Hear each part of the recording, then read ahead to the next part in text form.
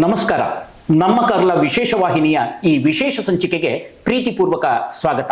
ಅಂದ ಹಾಗೆ ನಾನು ಅಶ್ವಥ್ ಭಾರದ್ವಾಜ್ ಕಬ್ಬಿನಾಲೆ. ಈ ಸಂಚಿಕೆಯಲ್ಲಿ ಕಾರ್ಕಳದ ಕಡಾರಿ ರವೀಂದ್ರ ಪ್ರಭು ಎನ್ನುವ ಸಹಕಾರಿ ರಂಗದ ಅತ್ಯಂತ ದೊಡ್ಡ ಧುರೀಣ, ಸಹಕಾರಿ ರತ್ನ ಬಿರುದಾಂಕಿತ, ಪ್ರಶಸ್ತಿ ಪುರಸ್ಕೃತ ಅವರನ್ನ ಸಂದರ್ಶಿಸುವಂತಹ ವಿಶೇಷ ಕಾರ್ಯಕ್ರಮ. ಈ ಕಾರ್ಯಕ್ರಮಕ್ಕೆ ವೀಕ್ಷಕರಿಗಿದು ಪ್ರೀತಿಪೂರ್ವಕ ಸ್ವಾಗತ. ಸರ್, ವಿಶಿಷ್ಟವಾದಂತಹ ವ್ಯಕ್ತಿತ್ವವನ್ನ ನೀವು ಬಾಲ್ಯದಿಂದಲೂ ಕೂಡ ಆರಂಭಿಸಿಕೊಂಡು ಬಂದಿದ್ದೀರಿ. ಈ ಬಾಲ್ಯದ ಪರಿಸರ ಈ ನಾಯಕತ್ವ ಗುಣಕ್ಕೆ ಯಾವ ರೀತಿಯ ಪ್ರೇರಣೆಯನ್ನ ಒದಗಿಸಿತು? ಅದು ನಾವು ಹೇಳಬೇಕಾದ್ರೆ, ನಾವು ಬಾಲ್ಯದಲ್ಲಿ ನಾವು ಜನಿಸಿದ್ದು ನಮ್ಮ ತಾಯಿಯ ತವರು ಮನೆಯಲ್ಲಿ, ನಮ್ಮ ಕಡಾರಿಯಲ್ಲೆಲ್ಲ. ಅದು ನಮ್ಮ ಕೌಡೂರು ಗ್ರಾಮದ ರಂಗಂಪಲ್ಕೆಯಲ್ಲಿ. ಅಂದರೆ ನಾನು ದೊಡ್ಡ ಹಿರಿಯ ಮಗ. ಅಂದ್ರೆ ಅವರು ಬಾಳಂತಿಗಾಗಿ ತವರು ಮನೆ ಹೋಗುವ ಪದ್ಧತಿ. ಹಾಗೆ ನಾನು ಹುಟ್ಟಿದ್ದು ಕೌಡೂರು ಗ್ರಾಮದ ರಂಗನಬಲ್ಕೆಯಲ್ಲಿ. ಆ ನಂತರ ನಾನು ಸಾಧಾರಣ ಒಂದು 5 ವರ್ಷದವರೆಗೆ ನನ್ನ ತಾಯಿಯೊಟ್ಟಿಗೆ ಕಡಾರಿಯಲ್ಲಿದ್ದೆ. ಮತ್ತು ಶಿಕ್ಷಣಕ್ಕಾಗಿ ಪುನಃ ನಾನು ರಂಗನಬಲ್ಕೆಗೆ ಬಂದೆ. ಅಲ್ಲಿಂದ ನಾನು ಪ್ರೌಢ ಶಿಕ್ಷಣ ಮುಗಿಸಿ ಮುಂದೆ ಶಿಕ್ಷಣ ಮುಂದುವರಿದ ಬಗ್ಗೆ ನಮಗೆ ಹೆಚ್ಚಿನ ಪ್ರೋತ್ಸಾಹ ಇರಲಿಲ್ಲ. ನನ್ನ ತಂದೆ ತಾಯಿ ಕೂಡ ಇಬ್ಬರು ಕೂಡ ಕೃಷಿಕ ಮನೆತನದಿಂದ ಬಂದವರು. ಮತ್ತು ಆಗ ಕಾಲೇಜುಗಳೆಲ್ಲ ತುಂಬ ದೂರ, ಮತ್ತು ನಮಗೆ ಅದರ ಬಗ್ಗೆ ಹೆಚ್ಚು ಆಸಕ್ತಿ ಕೂಡ ಇರಲಿಲ್ಲ ಅಂತ ಹೇಳ್ಬೋದು. ಮತ್ತು ನಾನು ಕಾರಣಾಂತರದಲ್ಲಿ ನಮ್ಮ ದೊಡ್ಡ ತಂದೆಯೊಟ್ಟಿಗೆ ಒಂದು ವ್ಯಾಪಾರದ ಅವರೊಟ್ಟಿಗೆ ಇದ್ದೆ. ಆಮೇಲೆ ನಾನೊಂದು ಅದೇ ಸಂದರ್ಭದಲ್ಲಿ ನಾನೊಂದು 16-17 ವರ್ಷ ಪ್ರಾಯದಲ್ಲಿ ನಮ್ಮ ಸ್ಥಳೀಯ ಯುವಕರೊಂದಿಗೆ ಸೇರಿ ಕಡಾರಿಯಲ್ಲಿ ಸರ್ವೋದಯ ಯುವಕ ಮಂಡಲ ಎಂಬ ಒಂದು ಯುವಕ ಮಂಡಲವನ್ನು ಸ್ಥಾಪಿಸಿ ಯುವ ಚಟುವಟಿಕೆಗಳಿಗೆ, ಯುವಕರನ್ನು ಸಮಾಜ ಸೇವೆಗೆ ಆಕರ್ಷಿಸುವಂಥ, ಪ್ರೋತ್ಸಾಹಿಸುವಂಥ ಒಂದು ಕಾರ್ಯ ತೊಡಗಿದೆ. ಅದರಿಂದ ನಾನು ತುಂಬ ಸಂತೃಪ್ತನಾದೆ ಮತ್ತು ನನಗೆ ಅದು ತೃಪ್ತಿ ಕೊಟ್ಟಿದೆ. ಯುವಶಕ್ತಿಯನ್ನ ತಮ್ಮೆಡೆಗೆ ಸೆಳೆದುಕೊಳ್ಳುವಂತಹ ಆ ಕಾಲದ ಆ ಸಾಂಘಿಕವಾದಂತಹ ಸಂಘಟನಾತ್ಮಕವಂತಹ ಸವಾಲುಗಳು ಏನು, ಜೊತೆಗೆ ಅದು ನಿಮ್ಮ ನಾಯಕತ್ವಕ್ಕೆ ಯಾವ ರೀತಿಯ ಪೂರಕ ವೇದಿಕೆಯನ್ನು ಕೊಟ್ಟಿತು, ಆ ಮೂಲಕವಾಗಿ ಧಾರ್ಮಿಕ, ಸಾಮಾಜಿಕ ಮತ್ತು ಸಹಕಾರಿ ರಂಗದಲ್ಲಿ ಆ ಎಲ್ಲ ಅಂಶಗಳಲ್ಲೂ ಕೂಡ ನಿಮ್ಮನ್ನು ತೊಡಗಿಸಿಕೊಳ್ಳುವಂತಹ ನಿಟ್ಟಿನಲ್ಲಿ ನಿಮ್ಮ ಆ ಸಾಧನೆಗೆ ಮೂಲ ಪ್ರೇರಣೆ ಏನು? ಅದೇ ರೀತಿ ನಾವು ಅಲ್ಲಿ ಆ ಯುವಕ ಮಂಡಲದೊಟ್ಟಿಗೆ ನಾವು ಆ ಸಣ್ಣ ಪ್ರಾಯದಲ್ಲಿ ನಮಗೆ ಧಾರ್ಮಿಕ ಆಸಕ್ತಿ ಇತ್ತು. ಅಲ್ಲಿ ಒಂದು ಭಜನಾ ಮಂಡಳಿಯನ್ನು ನಾವು ರಚಿಸಿ, ಮಹಾಲಕ್ಷ್ಮಿ ಭಜನಾ ಮಂಡಳಿ, ಅದು ಈಗಲೂ ಅಸ್ತಿತ್ವದಲ್ಲದೆ ವಿಶೇಷವಾದ ಧಾರ್ಮಿಕ ಕಾರ್ಯಕ್ರಮ ನಡೆಸ್ತದೆ. ಅದೇ ಯುವ ಚಟುವಟಿಕೆ ನಡೆಸ್ತಾ ಇದೆ. ಅಲ್ಲಿ 3-4 ವರ್ಷ ಇದ್ದ ನಾನು ಕಾರಣಾಂತರ ನನ್ನ ಉದ್ಯೋಗ ದೃಷ್ಟಿಯಿಂದ ಮತ್ತೆ ನಾನು ಕಾರ್ಕಳ ಪೇಟೆಗೆ ಬರಬೇಕಾಯಿತು. ಅಲ್ಲಿ ನಾನು ಮುದ್ರಣಾಲಯದ ಒಂದು ಉದ್ಯಮದಲ್ಲಿ ನಮ್ಮ ಪಾಲುದಾರರಾದ ನಮ್ಮ ಗುರುಗಳಂತ ಹೇಳ್ಬೋದು, ಅವರು ರಾಮಚಂದ್ರ ಭಟ್ರವರು, ನಮ್ಮ ಸೋದರ ಮಾವ, ಅವರೊಂದಿಗೆ ಸೇರಿ ಅವ್ರ ಪರ ಶಿಸ್ತಿನ ಜೀವನ, ಅವರದ್ದು ಸಂಸ್ಕಾರಯುತ ವ್ಯಕ್ತಿತ್ವ. ಹಾಗೆ ಅವರು ಸಾರ್ವಜನಿಕವಾಗಿ ತುಂಬ ಸಂಸ್ಕಾರಯುತ ಮತ್ತು ಪರೋಪಕಾರಿ ಜೀವನ ನಡೆಸುವವರು. ಅವರಿಂದ ನಾನು ಪ್ರೇರಿತನಾದೆ. ಅದೇ ರೀತಿ ಆ ಉದ್ಯಮದಲ್ಲಿ ಮುಂದುವರಿಯುವಂಥ ಸಮಯದಲ್ಲಿ ನನಗೆ ಇಲ್ಲಿ ಕೂಡ ನಮ್ಮ ಆದಿಶಕ್ತಿ ಮಹಾಲಕ್ಷ್ಮೀದಲ್ಲಿ ಅಲ್ಲಿ ಕೂಡ ಒಂದು ಯುವ ಸಂಘಟನೆಯನ್ನು ಮಾಡಿ ತನ್ಮೂಲಕ ಸಮಾಜಕ್ಕೆ ಏನಾದರೂ ನಮ್ಮ ಕೊಡಬೇಕು, ಸಮಾಜದ ಸಂಘಟನೆ ನಾವು ಪಾತ್ರ ವಹಿಸುವ ಒಂದು ಪ್ರೇರಣೆ ನಮಗೆ ನಮ್ಮ ಆರಾಧ್ಯ ದೇವಿ ಶ್ರೀ ಆದಿಶಕ್ತಿ ಮಹಾಲಕ್ಷ್ಮಿಯಿಂದ, ದೇವರಿಂದ ಬಂತು. ಆ ರೀತಿ ಅಲ್ಲಿ ಕೂಡ ನಾವು ಚಟುವಟಿಕೆಯಿದ್ದೆವು. ಇದನ್ನೆಲ್ಲ ಕಂಡು 1996 ಇಸವಿಯಲ್ಲಿ ನನ್ನ ಸನ್ಮಿತ್ರರಾದ ಕಡ್ತಾಲ ರವೀಂದ್ರ ನಾಯಕರವರ ಮಿತ್ರತ್ವ ನನಗೆ ಆಯಿತು. ಅವರು ಒಂದು ಫೈನಾನ್ಸನ್ನು ನಡೆಸ್ತಾ ಇದ್ರು. ಫೈನಾನ್ಸ್ ನೆಡುವಂಥ ಹೊತ್ತಲ್ಲಿ ಅವರಿಗೆ ಒಂದು ಅಭಿಪ್ರಾಯ ಬಂದು, ನಾವು ಸ್ವಲ್ಪ ಸಣ್ಣ ಬೇಡ, ಒಂದು ದೊಡ್ಡ ಮಟ್ಟದ ಫೈನಾನ್ಸ್ ಮಾಡುವ ಅಂತೇಳಿ. ಆ ರೀತಿ ನನ್ನನ್ನು ಸಂಪರ್ಕಿಸಿ ವಿಚಾರಿಸಿದಾಗ ನಾನು ಅವರ ಹತ್ರ ಹೊಂದಿಕೊಂಡೆ, ಆಗ್ಬೋದಂತ ಅಭಿಪ್ರಾಯ ಬಂದು. ಆನಂತರ ಫೈನಾನ್ಸ್ ಮಾಡುವ ಬಗ್ಗೆ ನಾವು ಸಹಕಾರಿ ಅಧಿಕಾರಿಗಳು ಭೇಟಿಯಾದಾಗ ಅವರು ಈಗಲೂ ಮೂಡುಬಿದ್ರಲ್ಲಿದ್ದಾರೆ, ಶ್ರೀ ಚಂದ್ರಶೇಖರ್ ರಾವ್ ಅಂತೇಳಿ, ತುಂಬ ದಕ್ಷ, ಪ್ರಾಮಾಣಿಕ, ಸ್ವಚ್ಛ ಹಸ್ತದ ಅಧಿಕಾರಿ ಅವರು ನಮ್ಗೆ ಹೇಳಿದ್ರು, ಈ ಫೈನಾನ್ಸ್ಗಳಿಗೆ ಇನ್ನೂ ಸಾರ್ವಜನಿಕವಾಗಿ ಹೆಚ್ಚು ಕಾಲ ಬಾಳುವುದಿಲ್ಲ, ಅದಕ್ಕೆ ಸರ್ಕಾರದ ಕೆಲವು ರಿಸ್ಟ್ರಿಕ್ಷನ್ ಉಂಟು, ಮತ್ತು ಅವರು ಗ್ರಾಹಕರನ್ನು ಹಿಂಸಿಸ್ತಿದ್ದಾರೆ, ಅದರಿಂದ ಅದು ಬಾಳುವುದಿಲ್ಲ. ಅದರಿಂದ ನೀವು ನಿಮ್ಮ ಸಮಾಜ ಕಾರ್ಕಳದಲ್ಲಿ ತುಂಬ ಸಂಘಟಿತವಾಗಿ, ಅದರ ಕಾರಣ ಏನಂದರೆ ನಾವು 1991 ಇಸವಿಯಲ್ಲಿ ನಮ್ಮ ಶ್ರೀ ಆದಿಶಕ್ತಿ ಮಹಾಲಕ್ಷ್ಮಿ ದೇವಸ್ಥಾನವನ್ನು 100ನೇ ವರ್ಷದ ಸವಿ ನೆನಪಿಗಾಗಿ ತುಂಬ ಆ ಕಾಲದಲ್ಲಿ ದೊಡ್ಡ ಮೊತ್ತದಲ್ಲಿ ಅದನ್ನು ಸಂಪೂರ್ಣ ನವೀಕರಣ ಮಾಡಿದೆವು. ಅದರಲ್ಲಿ ಕೂಡ ನಾನೊಂದು ಪ್ರಧಾನ ಕಾರ್ಯದರ್ಶಿಯಾಗಿ ನನಗೆ ಹೆಚ್ಚಿನ ಜವಾಬ್ದಾರಿ ಇತ್ತು. ನಾನು ಕಾರ್ಯಕರ್ತನಾಗಿ, ನಾಯಕನಾಗಿಲ್ಲ, ಕಾರ್ಯಕರ್ತನಾಗಿ ಜನರ ಒಂದು ಗಮನ ಸೆಳೆದೆ. ಆ ಮೂಲಕ ಜನರದ್ದೊಂದು ಸಂಪರ್ಕ ಜಾಸ್ತಿ ಆಯಿತು. ಇದನ್ನು ಕಂಡ ಕಡ್ತಾಲ ರವೀಂದ್ರ ನಾಯಕರು ನನ್ನೊಂದಿಗೆ ಸೇರಿ ಕಾರ್ಯ ಮಾಡುವಂತ ಹೇಳಿದರು.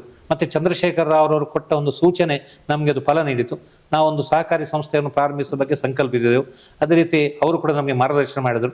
ಮತ್ತು ಇದರ ಪ್ರಾರಂಭಿಕ ನೇತೃತ್ವವನ್ನು ಕಡ್ತಾಲ ರವೀಂದ್ರ ನಾಯಕರೇ ವಹಿಸಿಕೊಂಡಿದ್ದರು, ಅವರೊಟ್ಟಿಗೆ ನಾನಿದ್ದೆ. ಹಾಗೆ ತುಂಬ 2 ವರ್ಷದ ಪ್ರಯತ್ನ ನಂತರ ಇದೊಂದು ಯೋಗ್ಯ ರೀತಿಯಲ್ಲಿ ಫಲ ಕೊಟ್ಟಿದ್ದು. ಆ ರೀತಿ ಹುಟ್ಟಿಕೊಂಡಂಥ ಸಂಸ್ಥೆ ನಮ್ಮ ರಾಜಾಪುರ ಸಾರಸ್ವತ ಕ್ರೆಡಿಟ್ ಕೋಆಪರೇಟಿವ್ ಸೊಸೈಟಿ. ಈ ಸಹಕಾರಿ ಸಂಘದಲ್ಲಿ ನೀವು ಅತ್ಯುನ್ನತವಾದಂತಹ ನೆಲೆಯಲ್ಲಿ ಅದನ್ನು ಬೆಳೆಸುತ್ತಾ ಸಾಗಿದ್ದೀರಿ. ಈ ಬೆಳವಣಿಗೆಗೆ ನಿಮ್ಮ ಮೂಲ ತಂತ್ರಗಾರಿಕೆ ಏನು, ಆ ತಂತ್ರಗಾರಿಕೆಯ ಹಿನ್ನೆಲೆಯಲ್ಲಿ ಸಾಮಾಜಿಕವಾದಂತಹ ಕೊಡುಗೆಗಳನ್ನು ಕೂಡ, ಅದು ಉದಾಹರಣೆಗೆ ಕೊರೋನಾದಂತಹ ಸಮಯದಲ್ಲೂ ಕೂಡ ಒಂದು ಶೈಕ್ಷಣಿಕವಾದಂತಹ ಸಹಾಯವನ್ನ, ಸಾಮಾಜಿಕವಾದಂತಹ ಸಹಾಯವನ್ನು ಕೂಡ ಮಾಡಿದ್ದೀರಿ. ಇದಕ್ಕೆಲ್ಲ ಮೂಲ ಪ್ರೇರಣೆ ಏನು, ಪ್ರೇರಕ ಶಕ್ತಿ ಯಾವುದು? ನಾವು ಕೇವಲ ಸಹಕಾರಿ ಸಂಸ್ಥೆಯಲ್ಲಿ ನಮ್ಮ ಕ್ರೆಡಿಟ್ ಕೋಆಪರೇಟಿವ್ ಅಂದರೆ ಅದು ಬ್ಯಾಂಕಿಂಗ್ ವ್ಯವಹಾರ ಮಾಡುವ ಸಂಸ್ಥೆ.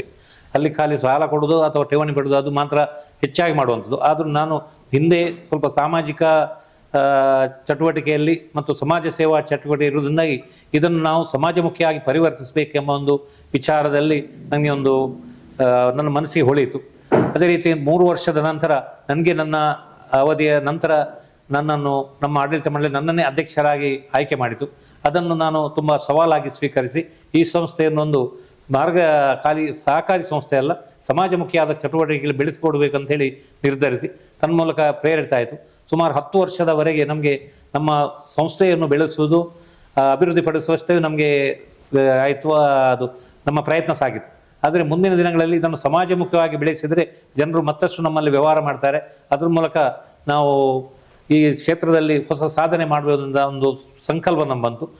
ಮತ್ತು ವಿಶೇಷ ಅಂದರೆ ನಾವು ತುಂಬ ಪ್ರಾಮಾಣಿಕವಾಗಿ ಕರ್ತವ್ಯ ಪ್ರಜ್ಞೆ, ಸಮಯ ಪ್ರಜ್ಞೆ, ಇದು ಎರಡು ನಮ್ಮ ಇಂಪಾರ್ಟೆಂಟ್ ಧ್ಯೇಯಗಳು. ಇದನ್ನು ನಾವು ಸಮಯಕ್ಕೆ ಸರಿಯಾಗಿ ತಮ್ಮ ಗ್ರಾಹಕರಿಗೆ ಸಾಲ ಕೊಡೋದಿರಲಿ, ಅವರಿಂದ ವ್ಯವಹಾರ. ಅದೇ ರೀತಿ ನಮ್ಮ ಕರ್ತವ್ಯವನ್ನು ತುಂಬ ಪ್ರಾಮಾಣಿಕವಾಗಿ, ಯಾವುದೇ ಸ್ವಹಿತಾಸಕ್ತಿ ಅಥವಾ ತಾರತಮ್ಯ ಅಥವಾ ಸ್ವಜನ ಪಕ್ಷಪಾತ ಅಂತ ಯಾವುದೇ ಕಪ್ಪು ಚುಕ್ಕೆ ಇಲ್ಲದೆ ನಾವು ಕಾರ್ಯನಿರ್ವಹಿಸೋದು. ಅದರಿಂದಾಗಿ ನಾವು ಬಹುಶಃ ಒಂದು 10 ವರ್ಷದ ಒಳಗೆ ಬಹುಶಃ ಇದು ನಮ್ಮ ಸಹಕಾರಿ ವ್ಯವಸ್ಥೆಯಲ್ಲಿ ಒಂದು ದಾಖಲೆ. ಯಾಕಂದರೆ 10 ವರ್ಷದ ಒಳಗೆ ನಮ್ಮ ಆದಾಯದಲ್ಲಿ, ನಮ್ಮ ಬಿಲ್ಡಿಂಗ್ ಫಂಡ್ನಲ್ಲಿ ಸುಮಾರು ಈಗ ನಾವು ಇರುವಂಥ ಈ 17 ಸೆನ್ಸ್ ಜಾಗವನ್ನು ನಾವು ಖರೀದಿಸಿ ಸುಮಾರು 7,500 ಚದರ ಅಡಿಯ ಒಂದು ವಿಶಾಲ ಕಟ್ಟಡವನ್ನು ನಿರ್ಮಿಸುವುದರೊಂದಿಗೆ ನಮ್ಮ ಸಂಸ್ಥೆ ಜನರಿಗೆ ಆಕರ್ಷಿಸಿತು. ಇದು ಸಂಸ್ಥೆಯಲ್ಲಿ ನಾವು ಹೂಡಿಕೆ ಮಾಡಿದರೆ ಅಥವಾ ಇಲ್ಲಿ ವ್ಯವಹಾರ ಮಾಡಿದರೆ ನಾವು ನಮಗೆ ಏನು ಅನುಮಾನ ಅಥವಾ ವಿಶ್ವಾಸಕ್ಕೆ ಧಕ್ಕೆ ಇಲ್ಲ ಬಂದು ಆನಂತರ ನಮ್ಮ ಪ್ರಗತಿ ತುಂಬ ವೇಗವಾಗಿ. ಅದರೊಟ್ಟಿಗೆ ಸಮಾಜಮುಖಿ ಕಾರ್ಯಕ್ರಮ ಕೂಡ ಹಾಗೆ ನಾವು ಮುಖ್ಯವಾಗಿ ಪ್ರಾರಂಭಿಕವಾಗಿ ಮಾಡಿದ್ದು ಶಾಲಾ ಮಕ್ಕಳಿಗೆ ಬ್ಯಾಗ್ ಹಂಚುವಂಥದ್ದು. ಇದೊಂದು ತುಂಬ ಪರಿಣಾಮಕಾರಿ ಆಯಿತು. ಇಡೀ ನಾವು ಕಾರ್ಕಳ ತಾಲೂಕಿನ ಪ್ರಾಥಮಿಕ ಶಾಲಾ ಮಕ್ಕಳಿಗೆ ಇಡೀ ಕಾರ್ಕಳ ತಾಲೂಕು ಸುಮಾರು 15,000 ಬ್ಯಾಗನ್ನು ಹಂಚಿದ್ದೇವೆ. ನಮಗೆ ಆ ಕಾಲದಲ್ಲಿ ಕೂಡ 45 ಲಕ್ಷವರೆಗೆ ವೆಚ್ಚ ಬಂದಿತ್ತು. ಅದು ಏನಾಯ್ತು, ಇಲ್ಲ ಮನೆ ಮನೆಗೆ ನಮ್ಮ ಸಂದೇಶ ಹೋಯಿತು. ಅಂದರೆ ಪ್ರಾಥಮಿಕ ಶಾಲೆಯಲ್ಲಿ ಎಲ್ಲ ಮನೆಯವರು ಇರ್ತಾರೆ, ಮನೆ ಮನೆಗೆ ನಮ್ಮ ಸಂದೇಶ ಹೋಯಿತು. ಮತ್ತು ಅದೊಂದು ಮಕ್ಕಳಲ್ಲಿರುವಂಥ ಒಂದು ಮುಜುಗರವನ್ನು ತಪ್ಪಿಸಿತು. ಅದು ಒಂದು ಅಧ್ಯಾಪಕರೊಂದವರಿಗೆ ಭಾರಿ ಸಂತೋಷ ಆಯಿತು. ಯಾಕಂದರೆ ಒಬ್ಬ ಶ್ರೀಮಂತ ಮನೆಯ ವಿದ್ಯಾರ್ಥಿ ಇವತ್ತು 1,500 ಬ್ಯಾಗ್ನ ಇಟ್ಕೊಂಡು ಬರ್ತಾನೆ, ಆದರೆ ಒಬ್ಬ ಬಡ ಮನೆಯ ವಿದ್ಯಾರ್ಥಿ ಒಂದು ಕೈ ಚೀಲದಲ್ಲಿ ಪುಸ್ತಕ ಇಟ್ಟು ಬರ್ತಾನೆ. ಆದರೆ ನಾವು ಬ್ಯಾಗ್ ಕೊಟ್ಟ ಮೇಲೆ ಆ ಶಾಲೆಯಲ್ಲಿ ಎಲ್ಲ ಮಕ್ಕಳಿಗೂ ಯೂನಿಫಾರ್ಮ್ ಡ್ರೆಸ್ ಆಗಿ ಇರ್ತಿತ್ತು. ಅದು ಮಕ್ಕಳಿಗೆ ಸಂತೋಷ ಕೊಟ್ಟಿತ್ತು. ಆ ಮಕ್ಕಳಿಗಾದ ಸಂತೋಷ ದೇವರಿಗೆ ತಲುಪಿತಂದ ಅಂದಾಜು ನಮ್ಮ ಅಭಿಪ್ರಾಯ. ಆ ರೀತಿ ನಮ್ಮ ಈ ಪ್ರಗತಿ ಸಾಧಿತು. ಮತ್ತೊಂದು ಇನ್ನೊಂದು ವಿಶೇಷ ಅಂದರೆ ನಾವು ಯಾವಾಗ ಈ ಸಮಾಜಮುಖಿ ಕಾರ್ಯಕ್ರಮ ಪ್ರಾರಂಭ ಮಾಡಿದೆವೋ ಆವರೆಗೆ ನಮ್ಮ ಆದಾಯ ಅಷ್ಟು ಇರಲಿಲ್ಲ. ನಾವು ಎಣಿಸ್ತೇವೆ ನಮ್ಮ ಆದಾಯದಲ್ಲಿ ನಾವು ನಮ್ಮ ವೈಯಕ್ತಿಕವಾಗಿ, ಆದರೆ ನಾವು ದಾನ ಧರ್ಮ ಅಥವಾ ಇತ್ಯಾದಿಗಳು ಮಾಡಿದರೆ ನಮ್ಮ ವೈಯಕ್ತಿಕವಾದ ಖಾತೆಯಲ್ಲಿ ಒಂದು ಸ್ವಲ್ಪ ನಷ್ಟ ಆಗ್ತದೆ, ಕಡಿಮೆ ಆಗ್ತದೆ. ಆದರೆ ನಮಗೆ ಸೊಸೈಟಿಯ ವಿಚಾರ ನೋಡಿದರೆ ನಾವು ಯಾವಾಗ ಈ ಸಮಾಜಮುಖಿ ಕಾರ್ಯಕ್ರಮವನ್ನು ಪ್ರಾರಂಭಿಸಿದೆವೋ, ಈ ಶಿಕ್ಷಣಕ್ಕೆ ಅಥವಾ ಅದೇ ರೀತಿ ಆರೋಗ್ಯಕ್ಕೆ ನಾವು ಸವಲತ್ತು ಕೊಡಲಿಕ್ಕೆ ಪ್ರಾರಂಭ ಮಾಡಿದೆವು. ಅದರಿಂದ ಆ ನಂತರ ನಾವು ಕೋಟಿಗಟ್ಟಲೆಯಲ್ಲಿ ಆದಾಯವನ್ನು ಕೈಯಲ್ಲಿ ಹಿಡಿಲಿಕ್ಕೆ ನಮ್ಗೆ ಸಾಧ್ಯ ಆಯಿತು. ಆ ನಂತರ ಈಗ ನಾವು ಕಳೆದ ಅವಧಿಯಲ್ಲಿ 4,81,00,000 ರೂಪಾಯಿ ಆದಾಯವನ್ನು ಪಡಿಸಿದ್ವಿ. ಅದು ಕೂಡ ನಮ್ಮ ಎಲ್ಲ ಶಾಖೆಗಳು ಕಾರ್ಕಳದ ಗ್ರಾಮೀಣ ಪ್ರದೇಶದಲ್ಲಿರುವಂಥದ್ದು. ಇಷ್ಟು ವ್ಯವಹಾರ ನಡೆಸಿ ಅದು ಸಾಧ್ಯ ಆದದ್ದು ಬಹುಶಃ ನಾವು ಮಾಡುವಂಥ ಒಳ್ಳೆಯ ಧಾರ್ಮಿಕ ಸಮಾಜಮುಖಿ ಕಾರ್ಯಕ್ರಮದಿಂದ ಅಂಥೇಳಿ ನಮ್ಮ ಭಾವನೆ. ಅದು ಇನ್ನೂ ಕೂಡ ಮುಂದುವರಿಸ್ತೇವೆ. 8 ಶಾಖೆಗಳನ್ನು ಹೊಂದಿದೆ ನಿಮ್ಮ ಸಂಸ್ಥೆ. ಸಹಕಾರಿ ರಂಗ ಜೊತೆಗೆ ಗ್ರಾಮೀಣವಾದಂತಹ ಲಾಭ, ಜೊತೆಗೆ ಆ ಜನಕ್ಕೆ ಬೇಕಾದಂತಹ ಅನುಕೂಲತೆಗಳು, ಈ ಎಲ್ಲದರ ಹಿನ್ನೆಲೆಯಲ್ಲಿ ನಿಮ್ಮ ಸಾಧನೆ, ಈ ಸಾಧನೆಗೆ ತಕ್ಕದಾದಂತಹ ಪ್ರಶಸ್ತಿ ಸಮ್ಮಾನಗಳು ಮತ್ತು ಬರುತ್ತಾ ಇವೆ. ಈ ಹಿನ್ನೆಲೆಯಲ್ಲಿ ಯುವ ಶಕ್ತಿಗೆ ನಿಮ್ಮ ಆದರ್ಶದ ಮಾತುಗಳು ಏನು? ಖಂಡಿತ ಯುವ ಶಕ್ತಿ ಯಾವುದೇ ಕಾರಣದಲ್ಲಿ ಒಮ್ಮೆ ಯಾವ್ದು ನಿರಾಶೆ ಆಗುವ ಅಗತ್ಯ ಇಲ್ಲ. ಅವರವರು ಮಾಡುವಂಥ ವೃತ್ತಿಯಲ್ಲಿ ಆ ವೃತ್ತಿ ಧರ್ಮವನ್ನು ಪರಿಪಾಲಿಸಬೇಕು. ಅದರಲ್ಲಿ ಸಿಕ್ಕಿದ ಅವಕಾಶನ ಉಪಯೋಗಿಸಬೇಕು. ಒಬ್ಬ ಶಿಕ್ಷಣ ಪಡೆದು ಮುಂದೆ ಹೋಗ್ಬೋದು, ಇನ್ನೊಮ್ಮೆ ಶಿಕ್ಷಣದಿಂದ ವಂಚಿತನಾಗ್ಬೋದು. ಅದು ಶಿಕ್ಷಣದ ವಂಚಿತನಾದನು ಕೂಡ ಖಂಡಿತ ಜೀವನ ನಿರಾಶೆ ಆಗುವ ಅಗತ್ಯ ಇಲ್ಲ. ಅವನು ಮಾಡುವಂಥ ಕರ್ತವ್ಯದಲ್ಲಿ ನಮ್ಮ ಒಂದು ಧ್ಯೇಯ ಏನು, ಕರ್ತವ್ಯ ಪ್ರಜ್ಞೆ, ಸಮಯ ಪ್ರಜ್ಞೆ, ಇದನ್ನು ಸರಿಯಾಗಿ ಅವನು ಅನುಸರಿಸುವುದು. ಅದೇ ರೀತಿ ಯಾವುದೇ ಒಂದು ಕಾರಣದಲ್ಲಿ ಅವಳ ಸಂಪನ್ಮೂಲ ವೃದ್ಧಿ ಆಯಿತು, ಅದನ್ನು ಸದುಪಯೋಗಪಡಿಸಿಕೊಂಡು ಹೋಗುವಂಥದ್ದು. ಮತ್ತು ನಮಗೆ ನಮ್ಮ ಈ ಬೆಳವಣಿಗೆ ಎಂಬುದು ಅದು ನದಿ ಹರಿಯುವ ನದಿ ಆಗಿರ್ಬೇಕು ಹೊರತು ಇದು ನೆರೆ ಬರುವ ನದಿ ಆಗಿರಬಾರ್ದು. ನೆರೆಯ ನೀರು ನಮಗೆ ಉಪಯೋಗ ಆಗುವುದಿಲ್ಲ. ಆ ಹರಿಯುವ ನದಿಯ ಸ್ವಚ್ಛ ನೀರು ಮಾತ್ರ ನಮಗೆ ಶಾಶ್ವತವಾಗಿರ್ತದೆ. ಅದರಿಂದ ನಿರಂತರ ಹರಿಯುವ ನದಿಯಾಗಿ ಅವ ಬೆಳವಣಿಗೆ ಆದರೆ ಆಗ್ತದೆ. ಒಂದೇ ಸಮನೆ ನಾವು ಏನಾದರೂ ಸಾಧನೆ ಮಾಡಬೇಕು ಅಥವಾ ನಾವೊಂದು ದೊಡ್ಡ ಪ್ರತಿಷ್ಠೆಗೆ ಆಗಬೇಕಂತ ಹೇಳಿದ್ರೆ ಅದು ಯಶಸ್ಸು ಆಗುದಿಲ್ಲ. ಅದು ಒಂದಲ್ಲ ಒಂದು ದಿವಸ ಅವನಿಗೆ ಅವರಿಗೆ ಹಿನ್ನಡೆ ಆಗ್ತದೆ. ಅದರಿಂದ ನಿರಂತರ ಹರಿಯುವ ನೀರಿನ ಹಾಗೆ ಅವ ಮುನ್ನಡೆಯಬೇಕು ಮತ್ತು ಪ್ರಾಮಾಣಿಕತೆ ಮತ್ತು ಅವನು ಮಾಡುವಂಥ ವೃತ್ತಿಯಲ್ಲಿ ಧರ್ಮವನ್ನು ಪರಿಪಾಲಿಸಿದರೆ ಖಂಡಿತ ಇವತ್ತಿನ ಯುವಕರಿಗೆ ಒಳ್ಳೆಯ ಅವಕಾಶ ಇದೆ. ಮತ್ತು ಪ್ರತಿಯೊಬ್ಬನಿಗೂ ದೇವರು ಜನ್ಮ ಕೊಡುವಂಥ ಸಂದರ್ಭದಲ್ಲಿ ಅವನಿಗೆ ಒಂದಲ್ಲ ಒಂದು ರೀತಿಯ ಅವಕಾಶವನ್ನು ಮಾಡಿರ್ತಾನೆ. ಅದನ್ನು ಶೋಧಿಸುವುದು, ಅದನ್ನು ಸಾಧಿಸುವುದು ಮಾತ್ರ ವ್ಯಕ್ತಿಗೆ ಬಿಟ್ಟಂತ ವಿಚಾರ. ನಿಮ್ಮ ಸಂಸ್ಥೆಯಲ್ಲಿ ಈಗ ಎಷ್ಟು ಜನ ಉದ್ಯೋಗಿಗಳಾಗಿ ಕೆಲಸ ನಿರ್ವಹಿಸ್ತಾ ಇದ್ದಾರೆ? ಜೊತೆಗೆ ಅವರ ಪೂರಕ ಜೀವನಕ್ಕೆ ನಿಮ್ಮ ಸಂಸ್ಥೆಯ ಕೊಡುಗೆ ಏನು? ಈಗ ನಾವು 96ರಲ್ಲಿ ಪ್ರಾರಂಭ ಮಾಡುವಾಗ ಕೇವಲ 2 ಸಿಬ್ಬಂದಿಗಳಿದ್ರು. ಆ ಹಂತದಲ್ಲಿ ಆಗ ನಮ್ಮ ಪ್ರಾರಂಭದ ಸಿಬ್ಬಂದಿಗಳು ಈಗಲೂ ಇದ್ದಾರೆ. ನಮ್ಮ CEO ಈಗಿನ ಹಿಂದೆ ಕೂಡ ಅವರೇ ಸುರೇಂದ್ರ ನಾಯ್ಕರವರು, ಅವರ ನೇತೃತ್ವದಲ್ಲಿ ತುಂಬ ಪ್ರಾಮಾಣಿಕವಾದ ಗ್ರಾಹಕರಿಗೆ ನಗುಮುಖದ ಸೇವೆ ಕೊಡುವಂಥ, ಬಹುಶಃ ನಮ್ಮ ಸಹಕಾರಿಯ ಬೆಳವಣಿಗೆಯಲ್ಲಿ ಮಹತ್ವದ ಪಾತ್ರ ವಹಿಸಿದಂತಹ ತಂಡ ಇವತ್ತು 44 ಜನ ಇದ್ದಾರೆ. 44 ಜನ ಕೂಡ ಉತ್ತಮವಾಗಿ ಕೆಲಸ ಮಾಡ್ತಾರೆ. ಎಲ್ಲರೂ ಸ್ಥಳೀಯರು, ದೂರದ ಊರಿನವರೆಲ್ಲ. ದಿನಂಪ್ರತಿ ಅವರ ಮನೆಗೆ ಹೋಗಿ ಅವರ ಕುಟುಂಬದ ಒಟ್ಟಿಗೆ ವಾಸಿಸಲಿಕ್ಕೆ ಅವಕಾಶ ಆಗುವಂತೆ, ಅವರಿಗೆ ಒಂದು ವೇಳೆ ನಾವು ಶಾಖೆ ಬದಲಾವಣೆ ಮಾಡಿದ್ರು ಅವರವರ ಮನೆಗಳೇ ಹತ್ತಿರ ಆಗುವಂತೆ ಅವರ ಹಿತಾಸಕ್ತಿಯನ್ನು ನೋಡಿಯೇ ಮಾಡ್ತಿದ್ದೇವೆ. ಅದೇ ರೀತಿ ಅವರ ಜೀವನ ನಿರ್ವಹಣೆಗೆ ಪೂರಕ ಆಗುವ ರೀತಿಯಲ್ಲಿ ವೇತನ ಕೂಡ ಕೊಡ್ತಾ ಇದ್ದೇವೆ. ಮತ್ತು ಏನೆಲ್ಲ ನಮಗೆ ಸಹಕಾರಿ ಇಲಾಖೆಯಲ್ಲಿ ಅಥವಾ ಸರ್ಕಾರದ ನಿಯಮ ಪ್ರಕಾರ ಏನೆಲ್ಲ ಸವಲತ್ತು ಕೊಟ್ಟಿದ್ದಾರೆ ಅದನ್ನು ಕಂಪ್ಲೀಟ್ ಕೊಟ್ಟಿದ್ದೇವೆ ನಾವು ಸಂಪೂರ್ಣವಾಗಿ. ಬಹುಶಃ ನನಗನ್ನಿಸ್ತದೆ ನಮ್ಮ ಸಹಕಾರಿ ಸಂಸ್ಥೆಯಲ್ಲಿ 44 ಜನ ಸಿಬ್ಬಂದಿಗಳು ಮತ್ತು 20 ಜನ ಪಿಗ್ಮಿ ಕಲೆಕ್ಟರ್ಗಳು ಮತ್ತು ಒಂದು 7-8 ಜನ ಅಡ್ವೈಸರ್ಗಳು, ಯಾಕೆ ಲೀಗಲ್ ಅಡ್ವೈಸರ್ ಇರ್ಬೋದು ಅಥವಾ ಟೆಕ್ನಿಕಲ್ ಅಡ್ವೈಸರ್, ಬೇರೆ ಬೇರೆ ರೀತಿ ಪರೋಕ್ಷವಾಗಿ ಆದಾಯ ಪಡುವಂಥದ್ದು. ಹಾಗೆ ನಮ್ಮಲ್ಲಿರುವ ಸಿಬ್ಬಂದಿಗಳು ಒಂದು ಗೌರವಯುತವಾಗಿ ಜೀವನ ಮಾಡುವಷ್ಟು ನಾವು ಅವರಿಗೆ ವೇತನವನ್ನು ಕೊಡ್ತಾ ಇದ್ದೇವೆ ಮತ್ತು ಎಲ್ಲರೂ ಸಂತೋಷದಿಂದ ಕೆಲಸ ಮಾಡ್ತಿದ್ದಾರೆ. ಅವರೇನು ಅದರೊಟ್ಟಿಗೆ ಇನ್ನೊಂದು ಉಪ ಉದ್ಯೋಗ ಮಾಡುವಂಥ ಅವಶ್ಯಕತೆ ಇಲ್ಲ ಅವರಿಗೆ. ಹಾಗೆ ವ್ಯವಸ್ಥಿತವಾಗಿದ್ದಾರೆ. ಸಹಕಾರಿ ರಂಗದಲ್ಲಿ ಅತ್ಯುತ್ತಮವಾದಂತಹ ಸಾಧನೆಗಾಗಿ ನಿಮಗೆ ಸಹಕಾರಿ ರತ್ನ ಎನ್ನುವಂತಹ ಪ್ರಶಸ್ತಿಯು ಕೂಡ ಅರಸಿಕೊಂಡು ಬಂದಿತ್ತು. ಈ ಹಿನ್ನೆಲೆಯಲ್ಲಿ ಈ ಸಂಸ್ಥೆ ಇಂತಹ ಗ್ರಾಮೀಣ ಮಟ್ಟದ ಕಾರ್ಕಳ ತಾಲೂಕಿನ ಸದಸ್ಯರಿಗೆ ಯಾವ ರೀತಿಯ ಕೊಡುಗೆಗಳನ್ನು ಕೊಟ್ಟಿದೆ ಮತ್ತು ಅಲ್ಲಿಯ ಸದಸ್ಯರನ್ನ ನಿಮ್ಮ ಸಂಸ್ಥೆ ಯಾವ ರೀತಿಯಲ್ಲಿ ಬಳಸ್ಕೊಳ್ತಾ ಇದೆ, ಎಷ್ಟು ಜನ ಸದಸ್ಯರಿದ್ದಾರೆ, ಆ ಮೂಲಕವಾಗಿ ಸಹಕಾರಿ ಸಂಘದ ಈ ರಂಗದಲ್ಲಿ ನೀವು ಯಾವ ರೀತಿಯಲ್ಲಿ ಮಿನುಗ್ಲಿಕ್ಕೆ ಕಾರಣ ಆಯಿತು? ಆ ದೃಷ್ಟಿಯಲ್ಲಿ ನಾವು ಹೇಳಬೇಕಾದ್ರೆ ನಮ್ಮ ಸಂಸ್ಥೆಯಲ್ಲಿ 8 ಶಾಖೆಗಳಿವೆ. ಅದು ನಮ್ಮ ಕಾರ್ಕಳ ತಾಲೂಕಿನ ಮಟ್ಟಿಗೆ ಹೇಳೋದಾದ್ರೆ ನಮ್ಮ ಕಾರ್ಕಳ ಆಯಕಟ್ಟಿನ ಜಾಗದಲ್ಲಿ ಅಂತ ಹೇಳ್ಬೋದು. ಯಾಕಂದ್ರೆ ಈಗ ನಾವು ಕಾರ್ಕಳದ ಅಥವಾ ಜೋಡ್ರಸಾಯಿ ಹೃದಯ ಭಾಗದಲ್ಲಿ ನಮ್ಮ ಮುಖ್ಯ ಶಾಖೆ, ಅದೇ ರೀತಿ ಬೈಲೂರು, ಬಜಗೋಳಿ, ಅಜಕಾರು, ಹೆಬ್ರಿ, ಬೆಳ್ಮಣ್, ಮೂಡುಬೆಳ್ಳೆ, ಪೆರಡೂರು, ಹೀಗೆ 8 ಶಾಖೆಗಳು ಗ್ರಾಮೀಣ ಪ್ರದೇಶದಲ್ಲಿದ್ದೇವೆ. ನಮಗೆ ಮುಖ್ಯವಾಗಿ ಈ ಸಹಕಾರಿ ವ್ಯವಸ್ಥೆಗೆ ನಮಗೆ ಗ್ರಾಹಕರು ಗ್ರಾಮೀಣ ಪ್ರದೇಶದ ರೈತರು ಅಥವಾ ಮಾಧ್ಯಮ ವರ್ಗದವರೇ ಜಾಸ್ತಿ ಹೆಚ್ಚು ಶ್ರೀಮಂತರು ಅಥವಾ ಅವರೆಲ್ಲ ಹೆಚ್ಚಾಗಿ ರಾಷ್ಟ್ರೀಕೃತ ಬ್ಯಾಂಕ್ಗಳ ಮೇಲೆ ಡಿಪೆಂಡ್ ಆಗಿರ್ತಾರೆ. ಮತ್ತೆ ಏನಂದರೆ ನಾವು ಸಾಲ ಕೊಡುವಂಥ ವಿಚಾರದಲ್ಲಿ ನೋಡಿದ್ರೆ ನಾವು ರಾಷ್ಟ್ರೀಕೃತ ಬ್ಯಾಂಕ್ಗಳಷ್ಟು ಕಟ್ಟುನಿಟ್ಟಾದ ದಾಖಲೆಗಳನ್ನು ಅಥವಾ ಭದ್ರತೆಗಳನ್ನು ಪಡೆಯುವುದಿಲ್ಲ. ಆ ಗ್ರಾಹಕರು ಅವರಿಗೆ ಅದನ್ನು ಹಿಂತಿರುಗಿಸುವಂಥ ಅಥವಾ ಅವರು ಸಾಲ ಪಡೆಯುವ ಸದುದ್ದೇಶ, ಅದನ್ನು ಉಪಯೋಗಿಸುವ ಉದ್ದೇಶ ಮತ್ತು ಅವರ ಕೆಲವು ಹಿನ್ನೆಲೆಗಳನ್ನು ನಾವು ಪರಿಶೀಲಿಸಿ ಭಾರಿ ಸರಳವಾಗಿ ನಾವು ಸಾಲವನ್ನು ನೀಡ್ತೇವೆ. ಅದೇ ರೀತಿ ನಾವು ಸಾಲದ ಬಡ್ಡಿ ಕೂಡ ರಾಷ್ಟ್ರೀಕೃತ ಬ್ಯಾಂಕ್ಗಳಿಗೆ ಹೋಲಿಸಿದರೆ ನಮ್ಮದೇನೋ 1% ಮಾತ್ರ ಜಾಸ್ತಿ ಇರ್ಬೋದು. ಆ ದೃಷ್ಟಿಯಲ್ಲಿ ಅದೇ ನಾವು ಕೊಡುವಂಥ ಠೇವಣಿ ಕೂಡ ರಾಷ್ಟ್ರೀಕೃತ ಬ್ಯಾಂಕ್ಗಳಿಂದ ಜಾಸ್ತಿ ಇರ್ತದೆ. ಅದು ಜನರಿಗೆ ಆಕರ್ಷಿಸುತ್ತದೆ. ಉದಾಹರಣೆ, ರಾಷ್ಟ್ರೀಕೃತ ಬ್ಯಾಂಕ್ಗಳು 7% ಮೇಲೆ ಠೇವಣಿಗಳು ಕೊಡ್ತಾ ಇಲ್ಲ ಅವರ ರಿಸರ್ವ್ ಬ್ಯಾಂಕ್ ನಿಬಂಧನೆ ಪ್ರಕಾರ. ಆದರೆ ನಾವು 9% ಕೊಡ್ತೀವಿ.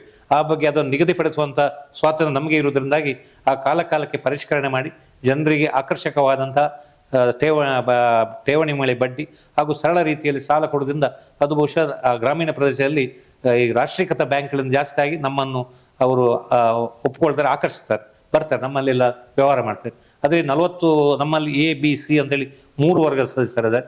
ಒಟ್ಟು 40,000ಕ್ಕೂ ಹೆಚ್ಚು ಜಾಸ್ತಿ ನಮ್ಮ ಸದಸ್ಯರಿದ್ದಾರೆ. ಅವರೆಲ್ಲರೂ ನಮ್ಮ ಗ್ರಾಹಕರು. ಅವರೊಂದಿಗೆ ನಾವು ಸದಾ ಸಂಪರ್ಕದಲ್ಲಿರ್ತೇವೆ. ಅದೇ ರೀತಿ ನಾವು ಏನಾದರೂ ಹೊಸ ಸವಲತ್ತುಗಳನ್ನು ಕೂಡ ಮೊದಲಾಗಿ ನಮ್ಮ ಗ್ರಾಹಕರಿಗೆ ಅದಕ್ಕೆ ಆದ್ಯತೆ ಕೊಡ್ತೇವೆ. ಅದೇ ರೀತಿ ಆದಂತೆ ಅವರು ಆ ಸಂಖ್ಯೆ ವೃದ್ಧಿ ಆಗ್ತಾ ಉಂಟು. ಈಗ ಯಶಸ್ವಿಯಾಗಿ ನಡೀತಾ ಇದ್ದೇವೆ.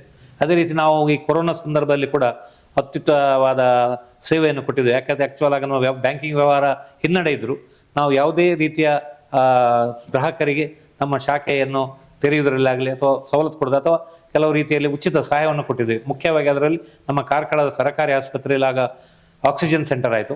ಅದಕ್ಕೆ ಬಹುಶಃ ಕಾರ್ಕಳದಲ್ಲಿ ಒಂದು ಸಹಕಾರಿ ಸಂಸ್ಥೆ ಅತ್ಯಧಿಕ ಅನುದಾನ ಕೊಟ್ಟದಲ್ಲಿ ನಮ್ಮ ಸಂಸ್ಥೆ ಮೊದಲಿಗೆ ಉಂಟು. 7 ಲಕ್ಷ ರೂಪಾಯಿ ನಾವು ಏಕಗಂಟಿನಲ್ಲಿ ಕಾರ್ಕಳ ಸರ್ಕಾರಿ ಆಸ್ಪತ್ರೆಗೆ ಆಕ್ಸಿಜನ್ ಘಟಕ ನಿರ್ಮಾಣಕ್ಕೆ ಹಾಕಿಕೊಟ್ಟಿದ್ದೇವೆ. ಅದೇ ರೀತಿ ಹಲವಾರು ಸುಮಾರು 100-110 ಜನರಿಗೆ ಈ ಆಹಾರದ ಕಿಟ್ಗಳು ಮತ್ತು ವೈದ್ಯಕೀಯ ಸವಲತ್ತುಗಳು. ಇನ್ನೂ ವಿಷಯ ಕೇಳಬೇಕಾದ್ರೆ ಆ ಟೈಮಲ್ಲಿ ನಾವು ಕಾರ್ಕಳದಲ್ಲಿರುವಂಥ ಪ್ರಾಥಮಿಕ ಆರೋಗ್ಯ ಕೇಂದ್ರಗಳಿಗೆ ಆರೋಗ್ಯ ಪರಿಕರಗಳನ್ನು ಅದನ್ನು ಕೂಡ ಒದಗಿಸಿದ್ದೇವೆ. ಬಹುಶಃ ನನ್ನ ಕಾಣುತ್ತೆ ಅದೊಂದು ಕಾರಣ ಏನಂದರೆ, ನಾವು ರಜತೋತ್ಸವವನ್ನು ಆಚರಿಸಬೇಕಂತೇಳಿ ನಾವು 12 ಲಕ್ಷ ರೂಪಾಯಿ ನಾವು ರಿಸರ್ವ್ ಇಟ್ಟಿದ್ದೆವು. ಆ ಸಂದರ್ಭದಲ್ಲಿ ಕೊರೋನಾ ಬಂದರೆ ನಮ್ಗೆ ಯಾವುದೇ ಕಾರ್ಯಕ್ರಮ ಮಾಡಲಿಕ್ಕಾಗಲಿಲ್ಲ. ಆ 12 ಲಕ್ಷ ರೂಪಾಯಿ ಕೂಡ ನಾವು ಕೊರೋನಾಕ್ಕಾಗಿ ಜನರಿಗೆ ಕೊರೋನಾವನ್ನು ಎದುರಿಸಲಿಕ್ಕೆ ಆರೋಗ್ಯ ಮತ್ತು ಜೀವನಾವಶ್ಯಕ ವಸ್ತುಗಳನ್ನು ಅದು ಬೇರೆ ಬೇರೆ ರೀತಿಯಲ್ಲಿ ಅದನ್ನು ಸಂಪೂರ್ಣ ಆ ಮೂಲಕ ನಮ್ಮ ರಜತೋತ್ಸವ ಆಗಿದೆ ಅಂತೇಳಿ ನಮ್ಗೆ ತೃಪ್ತಿ ಉಂಟು. ಅದೇ ರೀತಿ ಇನ್ನೊಂದು ನಾವು ಇದು ಉಲ್ಲೇಖಿಸಬೇಕಾದ್ರೆ ನಮ್ಮ ಕಾಲಕ್ಕೆ ನಮ್ಮ ಈ ನಿರಂತರ ಅಭಿವೃದ್ಧಿಗೆ ಕಾಲಕ್ಕೆ ನಮಗೆ ದೊರೆತಂಥ ನಿರ್ದೇಶಕ ಮಂಡಳಿ, ನಾನು ಪ್ರಾರಂಭದ 3 ವರ್ಷದ ಹೊರತು ಸಾಧಾರಣ 27 ವರ್ಷ, ಅದರಲ್ಲಿ ಮಧ್ಯೆ 1-2 ವರ್ಷ ನಾನು ಅಧ್ಯಕ್ಷನಾಗಿರಲಿಲ್ಲ ಕಾರಣಾಂತರ. ಆದರೂ 25 ವರ್ಷ ನಾನು ಸಂಪೂರ್ಣವಾಗಿ ಅಧ್ಯಕ್ಷನಾಗಿ ಇಲ್ಲಿ ಆಡಳಿತ ಮಾಡಲಿಕ್ಕೆ ನನ್ನ ಆಡಳಿತ ಮಂಡಳಿಯಲ್ಲಿ ನನಗೆ ಅವಕಾಶ ಕೊಟ್ಟಿದ್ದಾರೆ. ಈ ದೃಷ್ಟಿಯಲ್ಲಿ ಹೇಳುವುದಾದರೆ ಕಾಲಕ್ಕೆ ನನ್ನ ದೊರೆತಂತಹ ಈ ನಿರ್ದೇಶಕ ಮಂಡಳಿ ತುಂಬ ಉತ್ತಮವಾದ ಸಮಾನ ಮನಸ್ಕರಾದ, ಸದಾ ನಮ್ಮನ್ನು ಎಚ್ಚರಿಸುವಂಥ, ನಾವು ಎಲ್ಲಿ ಚೂರು ವ್ಯತ್ಯಾಸ ಆದರೂ ನಮ್ಮನ್ನು ಎಚ್ಚರಿಸಿ ನನ್ನನ್ನು ಸರಿದಾರಿಯಲ್ಲಿ ಕೊಂಡೋಗುವಂಥದ್ದು. ಮತ್ತು ಒಂದು ಒಮ್ಮತದಲ್ಲಿ ಏಕಾಭಿಪ್ರಾಯದಲ್ಲಿ ನಾವು ಆಡಳಿತ ಮಾಡಿದ್ರೆ ನಮಗೆ ಇದನ್ನು ಮಾಡಲಿಕ್ಕೆ ಸಾಧ್ಯ. ನಮ್ಮಲ್ಲಿ ಎಂದೂ ಭಿನ್ನಾಭಿಪ್ರಾಯ ಬರಲಿಲ್ಲ. ನಮಗೆ ತಿಂಗಳಿಗೆ ಒಮ್ಮೆ ಮೀಟಿಂಗ್ ಇರಲಿ ಅಥವಾ 15 ದಿವಸಕ್ಕೊಮ್ಮೆ ಇರಲಿ ಸಕಾಲಕ್ಕೆ ಬರ್ತಾರೆ. ಬಹುಶಃ ಆ ದೃಷ್ಟಿಯಲ್ಲಿ ನಾವು ನೋಡಿದರೆ ವರ್ಷದ ಒಂದು 12 ತಿಂಗಳ ಮೀಟಿಂಗಲ್ಲಿ 12 ಮೀಟಿಂಗಲ್ಲಿ ಮೇನ್ ಮೀಟಿಂಗಲ್ಲಿ ಒಂದು 8 ಮೀಟಿಂಗ್ ಆದರೂ ನಾವು 100% ಅಟೆಂಡ್ ಇರ್ತೀವಿ. ನಮ್ಮ ಪಾಲೆ ಮೀಟಿಂಗ್ ಪುಸ್ತಕವನ್ನೇ ಪರಿಶೀಲಿಸಬಹುದು. ನಮ್ಮ 17 ನಿರ್ದೇಶಕರಲ್ಲಿ 17 ಜನರು ಕೂಡ ಇಲ್ಲಿರ್ತಾರೆ. ಆ ರೀತಿ ಒಂದು ಅತ್ಯುತ್ತಮವಾದ ಸಂಘಟಿತವಾದಂಥ ತಂಡ ನಮ್ಮಲ್ಲಿ ಇರುವುದರಿಂದಾಗಿ, ಅದೇ ರೀತಿ ನಮ್ಮ ಸಿಬ್ಬಂದಿಗಳು ಕೂಡ ನಮಗೆ ಪ್ರೋತ್ಸಾಹ ನೀಡಿದಾಗಿ ಇದು ಹಂತವಾಗಿ ಪ್ರಗತಿಯಾಗಿ ಬೆಳೆದಿದೆ. ಮತ್ತು ಈ ಸಹಕಾರ ರತ್ನ ಎಂಬುದು ಈ ಸಹಕಾರಿ ಇಲಾಖೆಯಲ್ಲಿ ರಾಜ್ಯ ಮಟ್ಟದಲ್ಲಿ ಅತ್ಯುನ್ನತ ಪ್ರಶಸ್ತಿ. ಅದು ಮುಖ್ಯವಾಗಿ ನಮ್ಮ ಇಲಾಖೆಯಿಂದ ನಮ್ಮ ಅಂಕಿಅಂಶ ಹೋಗ್ತದೆ, ಇಲ್ಲಿಯ ಪ್ರಗತಿಯ ಮುನ್ನೋಟ ಹೋಗ್ತದೆ ಮತ್ತು ಸಹಕಾರಿ ಯೂನಿಯನ್ನ ಮೂಲಕವೂ ಅದಕ್ಕೆ ಶಿಫಾರಸು ಬೇಕು. ಅದು ಮತ್ತು ಮುಖ್ಯವಾಗಿ ಏನಂದರೆ ನಮ್ಮ DCC ಬ್ಯಾಂಕಿನ ಅಧ್ಯಕ್ಷರಾದಂತಹ ಡಾಕ್ಟರ್ MN ರಾಜೇಂದ್ರ ಅವರು ಕೂಡ ಸಹಕಾರ ರತ್ನ ಪಡೆದವರು. ಅವರು ನಮ್ಮ ಜಿಲ್ಲೆಯ 2 ಜಿಲ್ಲೆಗಳ ಸಹಕಾರಿ ಸಂಸ್ಥೆಗಳನ್ನು ಅವರು ದೂರದಿಂದ ಅವಲೋಕಿಸ್ತಾ ಇರ್ತಾರೆ. ಯಾರು ಹೇಗೆ ನಡೀತಿದ್ದಾರೆ, ಯಾರು ಎಷ್ಟು ಪ್ರಗತಿಯಲ್ಲಿದ್ದಾರೆ ಅದನ್ನು ನೋಡಿ ಆ ದೃಷ್ಟಿಯಲ್ಲಿ ಅವರ ಶಿಫಾರಸು ಕೂಡ ನಮಗೆ ಈ ಸಹಕಾರಿ ರತ್ನ ಪಡೆಯುವಲ್ಲಿ ಪರಿಣಾಮ ಬೀರಿದೆ. ಅದೇ ಅವರ ಪ್ರೋತ್ಸಾಹ, ಸಕಾಲಿಕವಾದ ಸಲಹೆಗಳು ಮತ್ತು ಅವರು ಆ ಸಹಕಾರಿ ಸಂಸ್ಥೆಯಲ್ಲಿ ಮುನ್ನಡೆಸುವಂಥ ಮತ್ತು ನಮಗೆ ಆಗಾಗ ಅವ್ರು ನಮ್ಮ ಊರಿನವರೇ ಅದನ್ನು ಎಲ್ಲಿ ಸಿಕ್ಕಿದ್ರು ಅವ್ರು ನನಗೆ ಬೆನ್ನು ತಟ್ಟಿ ಪ್ರೋತ್ಸಾಹಿಸ್ತಿದ್ರು, ನೀವು ಮುಂದೆ ಬನ್ನಿ ಅಂತೇಳಿ. ಅದೆಲ್ಲ ಪೂರಕ ವಾತಾವರಣಗಳನ್ನು ನಾವು ಸದುಪಯೋಗಪಡಿಸಿದ್ದೇವೆ ಅಂತೇಳಿ ನನಗೆ ಅನಿಸ್ತಾ ಉಂಟು. ಆ ಮೂಲಕ ನಾವು ಏನೂ ಪ್ರಯತ್ನ ಮಾಡದೆ, ಏನೋ ಒಂದು ಒತ್ತಡ ಅಥವಾ ಬೇರೆ ಬೇರೆ ರೀತಿಯ ಕೆಲವು ಈಗಿನ ಕಾಲಘಟ್ಟದಲ್ಲಿ ಪ್ರಶಸ್ತಿ ಪಡಬೇಕಾದ್ರೆ ಬೇರೆ ಬೇರೆ ರೀತಿಯ ದಾರಿಯನ್ನು ಅನಿಸ್ತಾರೆ. ಅದು ನಾವು ಯಾವುದೇ ಅನಿಸ್ತದೆ. ನಮಗೆ ಪ್ರಶಸ್ತಿ ಆಯ್ಕೆಯಾದ ಬಗ್ಗೆ ಫೋನ್ ಬರುವಾಗಲೇ ನಮಗೆ ಆಶ್ಚರ್ಯ ಆಯಿತು. ಮುಖ್ಯವಾಗಿ 12ನೇ ತಾರೀಕು ರಾತ್ರಿ ನನಗೆ 9-9:30 ಗಂಟೆ ಹೊತ್ತಿಗೆ ಜಿಲ್ಲಾ ಯೂನಿಯನ್ ಅಧ್ಯಕ್ಷರಿಂದ ಫೋನ್ ಬಂತು. ಆದರೂ ನಾನು ತುಂಬ ಆಶ್ಚರ್ಯಪಟ್ಟೆ. ಮತ್ತು ಅದು ಕೇಳಿದೆ, ಈ ಸಂಬಂಧ ಏನಾದರೂ ನನಗೆ ದಾಖಲೆ ಕಳಿಸ್ತೀರಾ ಅಂತೇಳಿ. ಯಾಕಂದರೆ ಅದು ಹೇಳಲಿಕ್ಕೆ ಹೌದು, ಯಾರು ಅವರಿಗೆ ಬಂದಿದೆ, ಇನ್ನು ನಮಗೆ ಬರುವಾಗ ಬೇರೆ ಆಗ್ತದೆ ಅಂತೇಳಿ. ಇಲ್ಲ, ದಾಖಲೆ ಎಲ್ಲ ಉಂಟು, ಏನಿಲ್ಲ, ಒಂದು ಅರ್ಧ 1 ಗಂಟೆಯಲ್ಲಿ ನಿಮಗೆ ಮೇಲಲ್ಲಿ ಬರ್ತದೆ, ನೀವು ಪರಿಶೀಲಿಸಿ ನಮ್ಮ CEO ನಿಮಗೆ ಕಳಿಸಿಕೊಡ್ತಾನದು. ಆಮೇಲೆ ನಾವು 1-1.5 ಗಂಟೆ ನಂತರ ಬರುವವರೆಗೆ ನಾನು ಅದನ್ನು ಹೆಚ್ಚು ಸಂತೋಷ ಪಡಲಿಲ್ಲ. ಆದರೂ ಮತ್ತೆ ಬಂತು, ಮತ್ತೆ ಸಂತೋಷ ಆಯಿತು, ಪ್ರತಿಯೊಬ್ಬರಿಗೆ ಆಗುವಂಥದ್ದು. ಮತ್ತು ಇದೇ ರೀತಿ ಪ್ರಶಸ್ತಿ ನಮಗೆ 2015ರಿಂದ ನಿರಂತರವಾಗಿ ಜಿಲ್ಲಾ ಮಟ್ಟದಲ್ಲಿ, ವಿಭಾಗ ಮಟ್ಟದಲ್ಲಿ ಬರ್ತಾ ಇದೆ. ಮತ್ತು 2017ರಲ್ಲಿ ನಮಗೆ ಉತ್ತಮ ಸಹಕಾರಿ ಅಂತೇಳಿ ಮಂಗಳೂರಿನಲ್ಲಿ ಜರುಗಿದಂಥದ್ದು ಸಹಕಾರಿ ಸಪ್ತಾಹ ಇರುತ್ತೆ. ಹಾಗೆ ಪ್ರಶಸ್ತಿಗಳು ಆಗಾಗ ಬಂದದ್ದು. ಬಹುಶಃ ನನಗೆ ಆಗ ಆ ಪ್ರಶಸ್ತಿ ಬರುವಾಗಲೂ ಅಷ್ಟೇ ಸಂತೋಷ ಆಗಿತ್ತು. ಇವತ್ತು ನಾವು ಈ ಸ್ಥಾನಕ್ಕೆ ಬರುವಾಗ ಈ ಪ್ರಶಸ್ತಿ ಬರುವಾಗಲೂ ತುಂಬ ಸಂತೋಷ ಆಗಿದೆ. ಮತ್ತು ಆಗುವಂಥದ್ದೇ ನಮ್ಮ ಸಂಸ್ಥೆ ರಾಜ್ಯ ಮಟ್ಟದಲ್ಲಿ ಗುರುತಿಸುವಷ್ಟು ದೊಡ್ಡ ಬೆಳೆಯಿತು. ಮತ್ತು ನನ್ನ ಮುಂದಿನ ಜನರು ಅಭಿನಂದಿಸುವಾಗ ನನಗೆ ಎನಿಸ್ತುಂಟು, ನಾವು ಬಹುಶಃ ಇಷ್ಟು ಎತ್ತರಕ್ಕೆ ಬೆಳೆದೇವೆ ಅಂತ ನನಗೆ ಮತ್ತೆ ಗೊತ್ತದು. ನನಗೆ ಆವಾಗ ಗೊತ್ತಿರಲಿಲ್ಲ. ನಾವು ಎಲ್ಲರ ಹಾಗೆ ನಾವೊಂದು ವ್ಯವಹಾರ ಮಾಡ್ತಿದ್ದೇವೆ, ಎಲ್ಲರ ಹಾಗೆ ನಮ್ಮ ಸೊಸೈಟಿ ಉಂಟಂತೇಳಿ. ಆದರೂ ಜನರು ಗುರುತಿಸಿದ್ದಾರೆ, ಜನರು ನಮ್ಮ ಮೇಲೆ ವಿಶ್ವಾಸ ಇಟ್ಟ ನನಗೆ ಮೊನ್ನೆಯಿಂದ ಜನರ ಪ್ರತಿಕ್ರಿಯೆ ಬರುವಾಗಲೇ ನಮಗೆ ಅದು ಮನವರಿಕೆ ಆಯಿತು. ಸರ್, ನಿಮ್ಮ ನೇತೃತ್ವದಲ್ಲಿ ಅತ್ಯಂತ ಉನ್ನತ ಶ್ರೇಣಿಯಲ್ಲಿ ಮುಂದುವರಿಯುತ್ತಾ ಇದೆ ನಿಮ್ಮ ಸೊಸೈಟಿ. ಈ ಸಂದರ್ಭದಲ್ಲಿ ನಿಮ್ಮ ಮುಂದಿನ ಯೋಜನೆಗಳು ಏನಿದೆ? ಈಗ ಮುಂದಿನ ಯೋಜನೆಗಳಿಂದ ನಾವು ಈಗ ನಮ್ಮ ಒಂದು ವಾಣಿಜ್ಯ ಸಂಕೀರ್ಣ ಆಗ್ತಾ ಉಂಟು. ಅದು ಸಾಧಾರಣ ಒಂದು 13-14 ಕೋಟಿಯಷ್ಟು ವೆಚ್ಚ ತಗಲುವ ಸಾಧ್ಯತೆ ಉಂಟು.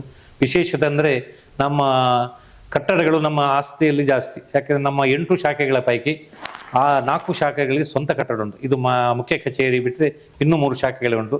ಮತ್ತು 8 ಶಾಖೆಗಳ ಬಗ್ಗೆ 6 ಶಾಖೆಯಲ್ಲಿ ನಾವು ಹವಾನಿಯಂತ್ರಿತ ವ್ಯವಸ್ಥೆ ಮಾಡಿದ್ವಿ. ಗ್ರಾಹಕರಿಗೆ ಬಂದವರಿಗೆ ಕೂಡ ಒಂದು ಒಳ್ಳೆಯ ರೀತಿಯ ಸ್ವಾಗತ ಅಥವಾ ಒಳ್ಳೆ ರೀತಿಯ ಒಂದು ವಾತಾವರಣ ನಿರ್ಮಾಣ ಮಾಡಬೇಕೆಂಬ ಉದ್ದೇಶದಲ್ಲಿ. ಅದೇ ರೀತಿ ಈಗ ನಾವೊಂದು ಹೊಸ ವಾಣಿಜ್ಯ ಸಂಕೀರ್ಣ ಕೂಡ ತುಂಬ ಒಂದು ಆಶಾಭಾವನೆ ಇಟ್ಟುಕೊಂಡಿದ್ದೇವೆ. ಇದರ ಮುಖ್ಯ ಉದ್ದೇಶ ಏನಂದರೆ ನಮ್ಮ ಕಾರ್ಕಳದಲ್ಲಿ ಯಾವ ರೀತಿಯ ಉದ್ಯಮ ಇಲ್ವೋ ಅದನ್ನು ಇಲ್ಲಿ ತರಬೇಕು. ಆ ಮೂಲಕ ಇಲ್ಲಿಯ ಜನತೆಗೆ ಹೊಸ ಹೊಸ ಉದ್ಯಮಗಳು, ಹೊಸ ಹೊಸ ಜೀವನಾವಶ್ಯಕ ವಸ್ತುಗಳನ್ನು ಕಡಿಮೆ ದರದಲ್ಲಿ ಜನಕ್ಕೆ ಬೆಳೆಸುವಂಥ ಒಂದು ಪರೋಕ್ಷವಾದ ಪ್ರಯತ್ನ ನಮ್ಮದು. ಈ ದೃಷ್ಟಿಯಲ್ಲಿ ನಮ್ಮ ವಾಣಿಜ್ಯ ಸಂಕೀರ್ಣಕ್ಕೆ ಈಗ ಮಲ್ಟಿಪ್ಲೆಕ್ಸ್ ಥಿಯೇಟರ್ ಬರ್ತಾ ಉಂಟು, ಭಾರತ್ ಸಿನಿಮಾದವರು.